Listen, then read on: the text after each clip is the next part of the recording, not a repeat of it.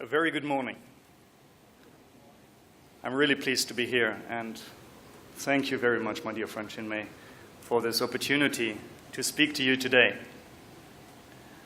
I would want to start with showing you this picture over there. I hope that you can see it as well. And I have a question to you. Wouldn't you agree that our Mother Earth is a beautiful planet? Just show your hands. It's a beautiful planet, isn't it? Yes, it is a beautiful planet. There is an interesting thing if you ask young children in Europe, in Germany, particularly young boys, what they want to be in the future, what is their profession. A lot of them say, I want to be an astronaut. I don't know whether it's the same over here. But a lot of people, a lot of young kids want to be astronauts. And actually there is something which I want to point out. We are all astronauts. And this is our spaceship.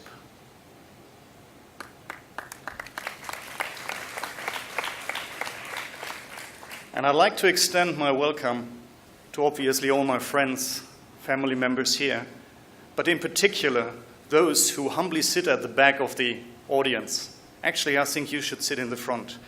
The reason why I think you should sit in the front is because you, all of you, are going to be the future leaders of this spaceship. So I bow to you. What I want to talk today about is how we can apply scientific spirituality in business to create a better life for ourselves, a better business, and a better world.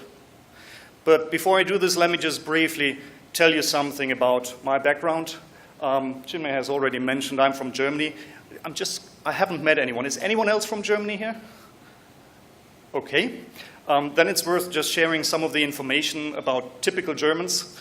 It is said that all Germans are engineers because we produce cars like BMW and Mercedes and all of this, so all of us are engineers. We are all very structured and very analytical guys, and we are all very successful in business. And there is one thing which is also very true. Germans don't have any humor. So just to relate myself to this, Carsten Norman, as has been said, it has been mentioned that I'm a mechanical engineer by education, so I am indeed an engineer. I'm indeed very structured. And I have been pretty blessed to be very successful in business. So I have been a board member of a 40,000 employees company with a turnover of around 3 billion British pounds. Don't know what this is in US, but it's probably around 4.5 billion. But I've stopped that basically. And the reason why I've stopped that is because I regard myself as a philosopher, not as a philosopher like Plato and Aristotle, but as a philosopher in its true meaning, as a lover of wisdom. And I turned out to study sustainable business at Cambridge University, and that is the reason why I actually learned to appreciate the world. And I also became a psychological advisor, and I'm acting as an executive coach, so working with senior management, and I'm the founder of the CXO Evolution Academy, and I'm going to talk to you about this in a short moment. So people back where I'm coming from ask me, okay, this international festival of culture, yoga, and spirituality, what is this about? And I say, yeah, it's international, so it's people from all over the world. But then they think, okay, it's yoga. And yoga for us in the Western world means hatha yoga, right? It's just sort of strange asanas, and this is what people think, particularly in my background. They think this is yoga. And some people who have been thinking about this a little bit further, they might even think that yoga is meditation. So they combine this sort of my background. They think, okay, this guy is going to sit there and going to meditate somewhere with a group of others. And honestly, I hope that I still earn the right to be here, but I need to confess that I'm not meditating. So I will certainly think about this in the future. But the interesting thing that I want to talk about today is we have already combined the field of science with spirituality.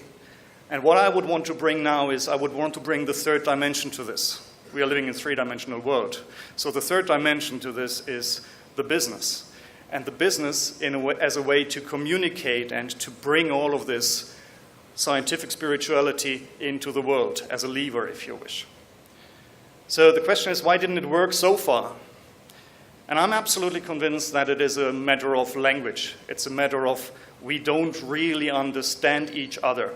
We have got a world of science, we've got a world of spirituality, we've got a business world, and they all are separate. In the business world, we talk about silos. So we have a silo here, a silo there, and a silo there. They are not matching, they are not talking to each other. So what we need, from my point of view, is we need to be able to speak the same language. It is about understanding each other, and that is the most important thing. So the question is now, how do you actually speak to business leaders? Business leaders are often regarded as sort of very senior people and really to be honored and so on and so on. But let me tell you, you should speak to business leaders as you would speak to your child. So draw pictures. You need to draw simple pictures because that is what people understand. And this is irrespective of the language. So what you have is draw pictures and explain the world by drawing pictures, because that takes away a lot of the difficulties that terminology actually imposes on us. So by drawing these pictures, I explain to the business leaders how our world actually really works. And this is how it works. You have one person, you have another person, you have some animals, you have some plants. This is nature, basically. And we all perceive this as being separate, because particularly in my background, we have all been taught that that is the physical realm, and that is what we are living and what we are perceiving. But the interesting thing then is to actually tell them, why couldn't the world look like that? Why is there not something beyond your level of perception, which is non-physical, which is non-material, which actually combines everything? So by just drawing a very simple picture, you convey the concept of duality versus the absolute realm. And this is another interesting thing, because here it says physical versus non-physical. But there are different terminologies. You could call it physical or the psychic, or mental and the subtle, and material and the spiritual, and natural and supernatural, and science and pseudoscience. You see what I get? This borderline does exist, but people call it in a different way. Body-mind, matter and mind, and also the source below has different words, basically. So it is called information field, or it is called source field. Some physicists call it the zero-point field. Some indigenous cultures call it the akasha, or as some of the psychologists actually called it, the collective unconsciousness. And actually, some people call it oneness. And I know that we have got many, many, many of these terms. And if I would spend more time with you, I think I could add thousands of these terms. But I think you see my point, right? It's simplicity. It's not that difficult to connect these people just by understanding that we are using terminology, and whilst the terms might differ, we are actually talking about the same thing. So the term that we are using at the CXO Evolution Academy is the term oneness. This is just something which we have chosen. This is something which actually is acceptable for people of my tribe, as I call it, right? For business people. Because believe me, if I would go into a boardroom and talk to senior executives and would start to talk about spirituality and God, I'd be kicked out within 30 seconds. It's just the case. So when we talk about oneness, we make a distinction here, because we distinguish between an emotional perception of oneness and a cognitive perception of oneness. So the emotional perception of oneness is what's happening in your heart. And the cognitive perception of oneness is what's happening in your mind. It's the rational aspect of it. So if you then sort of try to understand what this basically means, you have different groups of people. You have got the spiritual people. I would assume a lot of you are very spiritual people. So you know inside your heart that there is this connectedness, right? This is what you feel. You know this oneness. You feel it on an emotional basis. And then there is this other group of people, and we have been talking, or my dear friend from Portugal yesterday has mentioned that there are a lot of scientists. It dates back to the early 20th century, so 1920s, 1930s, when quantum physics basically came about. And that triggered a lot of understanding on the real, true reality of what we experience. So there are scientists who actually understand, scientifically proven understand that this is all one, right? But they just get it here in their head, right? They just look at this from an analytical basis. And then there is this group. This is a very, very interesting group. And this is the group which we should strive for, because this is the group of people who combine an emotional attachment to oneness with a rational attachment to oneness. And I just happen to call them idealist. I'm borrowing this term from a colleague of mine, another philosopher called Plato. And he has been talking about this idealistic idea, which means everything has a source in a non-physical way, in an idea. That's the reason why we talk about an idealistic worldview here. But opposing the idealistic worldview, there is then this, what we call a materialistic worldview. And I think you all understand what this means. A materialistic worldview means people have got neither an emotional attachment to oneness nor an analytical or a cognitive understanding of oneness.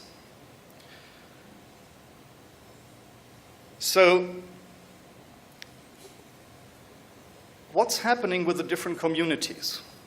If you just look at different communities, I mean, I'm wearing this suit because I represent global business, right? We have spiritual people who wear different dresses because they represent a spiritual community. And we are just different communities. So if we look at how many people, how is the distribution of these roles in these various communities? I've just taken the freedom to take the Shanti Kunj as an example, and don't really quote those figures. This is just to illustrate something. But most of the people in the Shanti Kunj would be spiritual people. I made it 80% here. The reason why I made it 80% is because I think there are also people who understand it from a cognitive point of view as well. So this is the 15%. And there are probably people who join.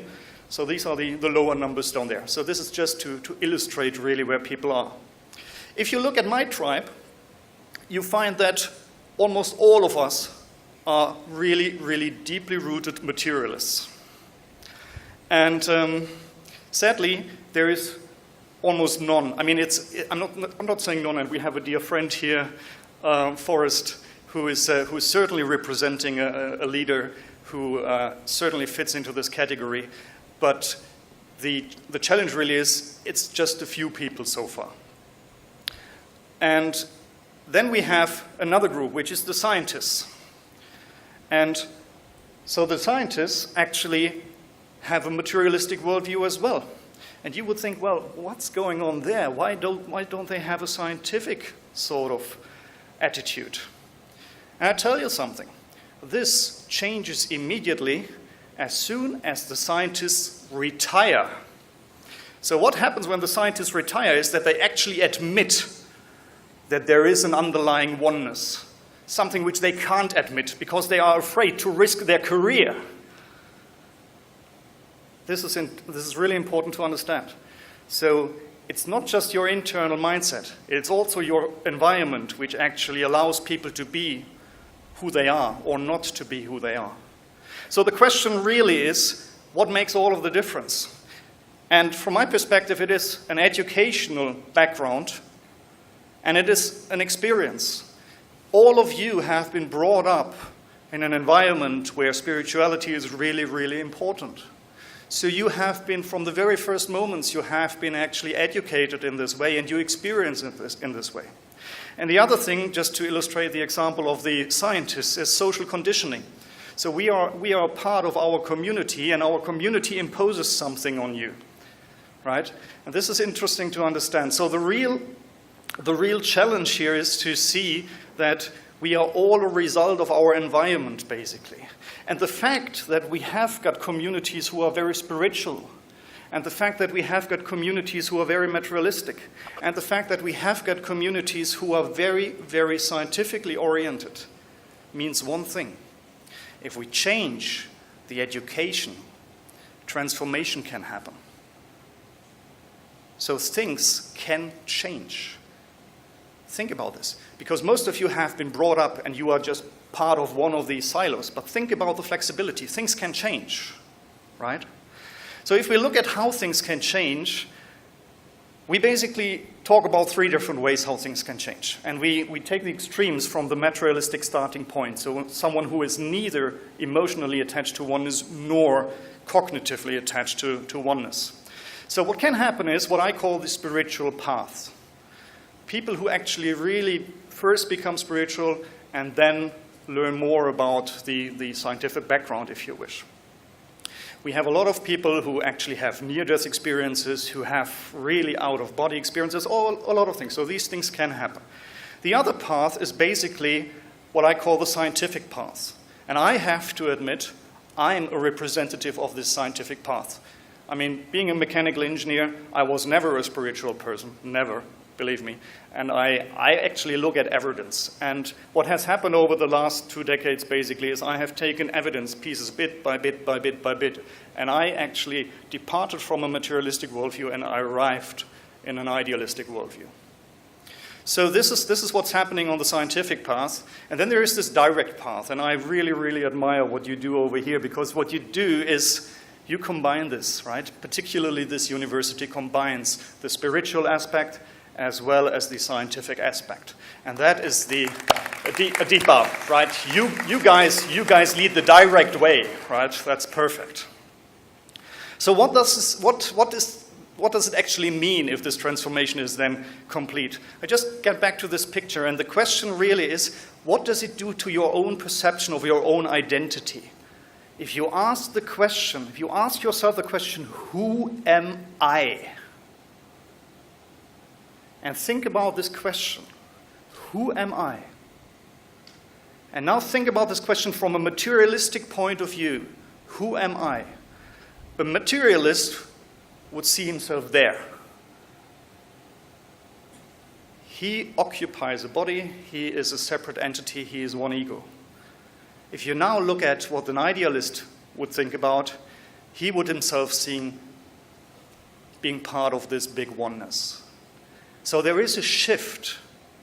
There is a shift in identity when you shift from a materialistic worldview to an idealistic worldview. So let's talk about what is the impact of this shift. And you find me using a lot of scientific models, basically, so nothing has been invented by myself. But there is a model which is coming from the NLP, the neuro-linguistic programming background, and it's compiled by Robert Dills. And I'm just using a simplified model here. But it shows, basically, that the identity has an impact on our values and beliefs. What we think of who we are has an impact on our values and beliefs. And that has an impact on our behavior. Our values and beliefs drive our behavior. And our behavior has an impact on our personal environment. So the question really is, what is the basis of everything? And in a materialistic worldview, the basis of everything is considered to be matter, material stuff, right? And that has an implication, because if matter is the basis of everything, our identity means we are separate beings. Separateness is our identity. And this identity then leads to values and beliefs which are actually egocentric. We care about ourselves. And that means that in our interaction, we aim to compete and win. And that leads to really, really difficult life situations. So if you now swap around and go to the other side, in an idealistic worldview, we talk about a single information field. And again, there are different terminologies for this, but I use terminology which is acceptable for business leaders. So this is a single information field. And this single information field does one thing: it changes your identity. It changes your identity to oneness. And this oneness is then fostering and facilitating values of connectedness, which lead to a collaboration and care, which ultimately lead to a better life. But we can even take this further, because there is another dimension in business. And we face difficult situations in business. And actually the same shift can change also our business. So it can lead to a better business as well. And it cannot only lead to a better life and a better business. No, it can actually also have an impact on our society and ultimately on our nature. And this is the reason why I showed you Mother Earth at the beginning. So it is something where we can turn a very difficult world into a very, very much better world. So what you actually see is that this transformation from a very materialistic worldview to a very idealistic worldview, that is something which we call the evolution of consciousness, can lead to a better life, a better business, and a better world. And this is exactly the reason why I have given up my executive role and as a board member in a huge company, because when I understood that, I recognized that I cannot continue spending my time on increasing the shareholder value on only one single company. If we can contribute to that. So because of that, I've basically founded the CXO Evolution Academy. So what does this actually mean? CXO Evolution Academy. Again, it might sound, why CXO, and what does it all mean? It's basically, again, a matter of terminology. CXOs, in my culture, in my background, means senior business leaders. And I explain where this comes from. If you look at an organizational hierarchy, basically, you have got all of the different management levels. You've got the executive board, and then you've got the lower management level, and then you have got the employees. And the top level group, the executives, are basically called Chief Executive Officer, Chief Finance Officer, Chief Operation Officer. So all of these C blah, blah, blah, O, right? So C placeholder O, CXO. So that is how we basically came to this acronym. The other thing is that I am Carsten Orman, CO, and so this was just the other sort of funny thing around that. So that explains the CXO. Let me explain the evolution. I really mean the evolution of consciousness. Right? I'm not immediately tell people this when I'm talking to business people about this. So the CXO Evolution is basically an academy for senior business leaders to evolve their individual consciousness. So why actually do we concentrate on business leaders? Well, business leaders actually, if you think about this, benefit from this most. Why do they do this? Because business leaders are individual people. They will benefit. They will have a better life if they basically turn to an idealistic worldview. But they also are in charge of a business, so they enjoy the better business itself, right? Perfect. And if you think about business leaders of huge organizations, they have a moral obligation and an ethical obligation to also do something good for the community. So they basically care about the world as well. So business leaders are a perfect target group because they get a better life for themselves, a better business for themselves, and a better world. The other reason why we are focusing on business leaders is what I call the multiplication effect. And this is about how we spread the news. The average person basically, and again, figures might be wrong, but the average person might influence his environment. If you turn to be a different being, you can influence your environment. But you have a limited reach, right? Probably you've got 10 people. I don't know. So it's your family members or whatever. But if you think about a business leader, there is a broad range. And I know, Forrest, you have got a company of around 100 people, I think. Yeah. And this is just one size of the company, but there are much bigger companies. I mean, the company I was a board member of, we had 40,000 employees when I left, right? And just think about this, because if you are, and particularly you guys who are going to be the future leaders, if you are a business leader, your reach, your spread is tremendous. You can reach people. There is one group of people who actually can even reach more. And I think the Indian Prime Minister has just given a prime example of declaring this cleanness campaign over here. But he is still a rare exception to the rule, right? Because the politicians usually just follow the majority of the population. So if you look at that, they are hardly going to be drivers, unless they are really sort of self-aware, they might drive something. But usually they are not drivers, they are just followers. And it's an interesting thing, because as soon as the majority of the people believe in an idealistic worldview, the politicians will kick in at some point, right? And then everything will change immediately. And the last reason is basically my personal background, and it has something to do with this language thing, right? We need to speak the right language. So it's a combination of these three things which actually led me to set up this academy. And it's all driven about my approach to create an efficient transformation from this materialistic to this idealistic worldview. So let me just briefly talk about what the Academy really does. The Academy has got 3 streams. The first stream is an educational stream. And what it talks about is, what is this idealistic worldview? Again, I remind you, idealistic worldview is nothing else than what is spirituality, right? But what is this idealistic worldview? It talks about what is the scientific evidence. It addresses the cognitive dimension of this movement.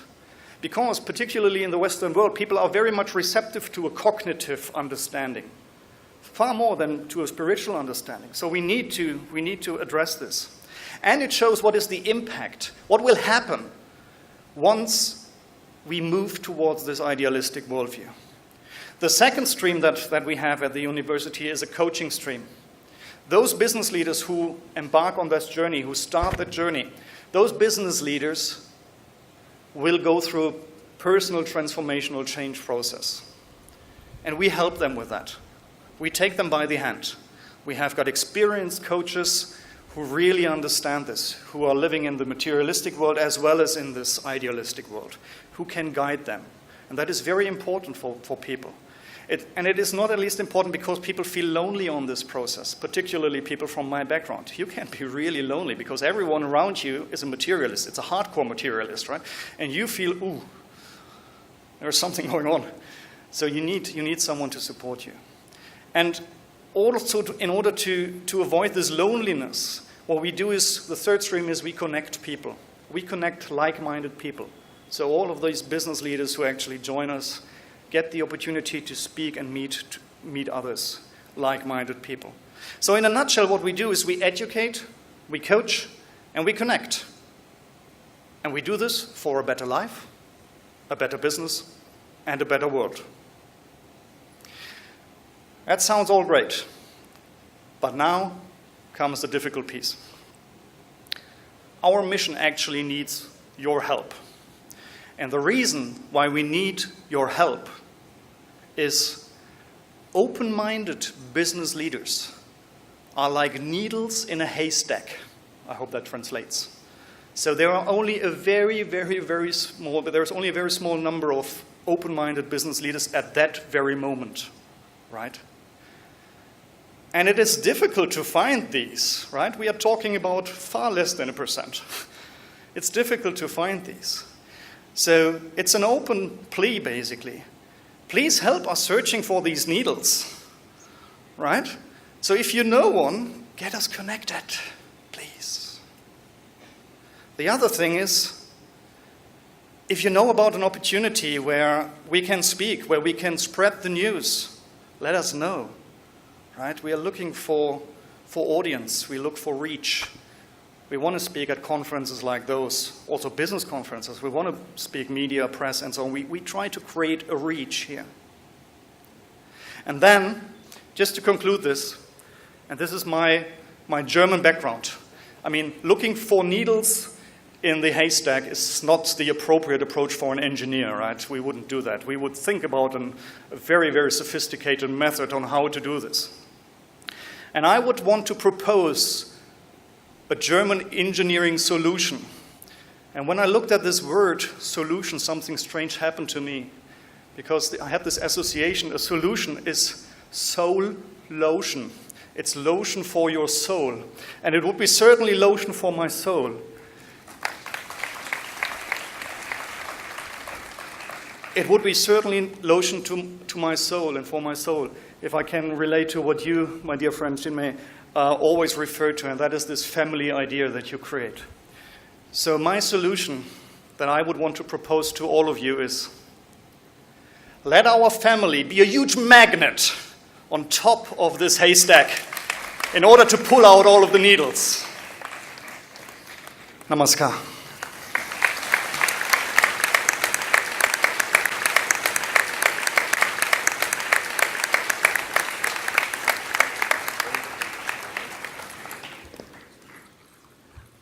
I think it deserves a little more warmer. Thank you. Thanks one and all. I'm sure it made absolute sense to one and all present here, especially to we all who have been, being on a journey of learning things, our students especially, whom Mr. Carsten was always referring to the future leaders, that how things can make impact. कैसे हम अपने जीवन में ऐसी चीज़ें कर सकते हैं कि आने वाला भविष्य जब हम बनाएं तो इन चीज़ों को कितने व्यवस्थित तरीके से हमने अभी देखा पूरी प्रेजेंटेशन में कि उन्होंने वैल्यू सिस्टम से लेकर बिलीफ सिस्टम से लेकर कैसे एक आइडियलिस्टिक जीवन को जिया जा सकता है, कैसे मटेरियलिस्टिक से आइडियलिस्टिक तक पहुंचा जा सकता है, ये रास्ता हमें दिखाया. Mister Carsten, Sri Aurobindo, one of the very famous Indian saints, used to say that the evolution of body according to Darwin has already happened, but now is the time for evolution of consciousness.